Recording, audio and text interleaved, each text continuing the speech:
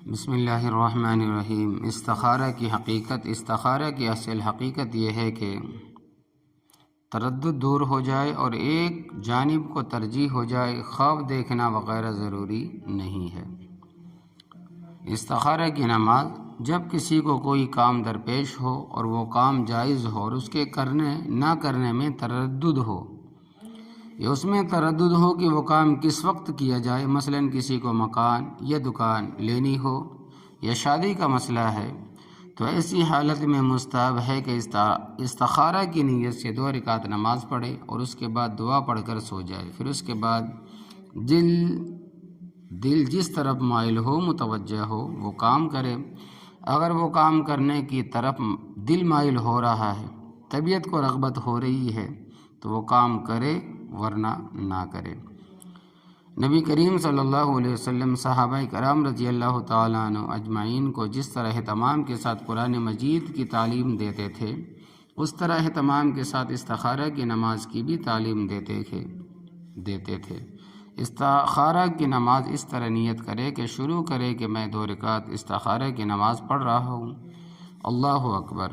اور اگر عربی میں نیت کرنا چاہے تو اس کے الفاظ یہ ہیں کہ نویت ان اصلی رکعتی صلاۃ الاستخارتی۔ پھر اس کے بعد عام دستور کے مطابق 2 رکعت نفل نماز پڑھے، جیسے دوسرے نوافل پڑھتے ہیں۔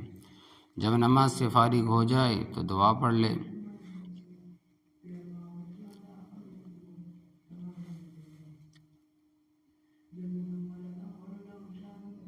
تو فرماتے ہیں کہ دیکھیں کہ اپنی حاجت ذکر کرے، مثلا سفر کے لیے استخارہ کر رہا ہے تو یہ کہے کہ یا اللہ میں فلاں جگہ کے سفر میں جانا چاہتا ہوں، اس میں خیر ہے یا نہیں، مجھے صاف بتا دے۔ اور اگر نکاح کے لیے استخارہ کر رہا ہے تو یہ کہے یا اللہ میرا نکاح فلاں بنت فلاں کے ساتھ یا فلاں ابن فلاں کے ساتھ کرنے میں بہتر ہے یا نہیں، مجھے صاف بتا دے۔ اور خرید و فروخت کے لیے استخارہ کر رہا ہے تو یہ کہے کہ یا اللہ فلاں نمبر کی دکان یا مکان یا جگہ یا زمین فروخت کرنے میں یا خریدنے میں خیر ہے یا نہیں، مجھے صاف بتا دے۔ اسی طرح جو بھی چیز ہو اس کی نیت کرے اور دائیں کروٹ پر سو جائے۔ اس دوران کسی سے بات چیت نہ کرے اور کسی کام کے لیے نہ جائے۔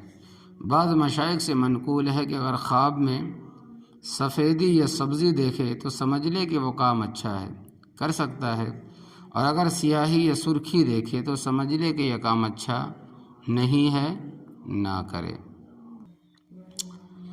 اگر کسی وجہ سے استخارہ کی نماز پڑھنا مشکل ہے، مثلا عجلت کی وجہ سے، جلدی کی وجہ سے، یا عورت حیض و نفاس کی وجہ سے نماز نہیں پڑھ سکتی، تو صرف دعا پڑھ کر استخارہ کر لے۔ استخارہ کی دعا سے پہلے اللہ تبارک و تعالیٰ کی تعریف، درود شریف بھی پڑھ لینا بہتر ہے۔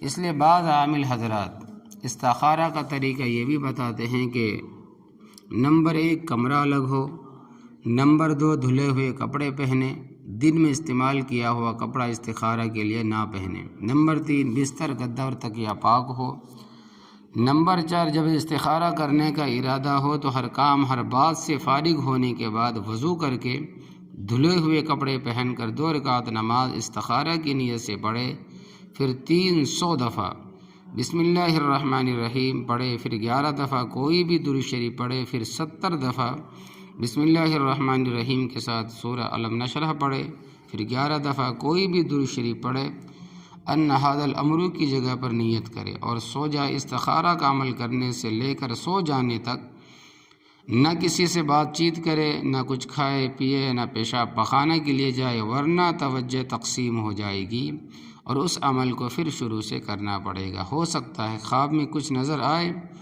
یا کوئی کہنے والا کچھ کہے، ہو سکتا ہے کہ کچھ نظر نہیں آئے یا کہنے والا کچھ نہیں کہے، لیکن نیند سے بیدار ہونے کے بعد دل ہاں یا نہ کسی ایک طرف مائل ہوگا، یہ بھی استخارہ کا نتیجہ ہے۔ اگر ایک دن میں معلوم نہ ہو تو 7 دن تک عمل کرے۔ یہ ہے استخارہ کی نماز کا طریقہ۔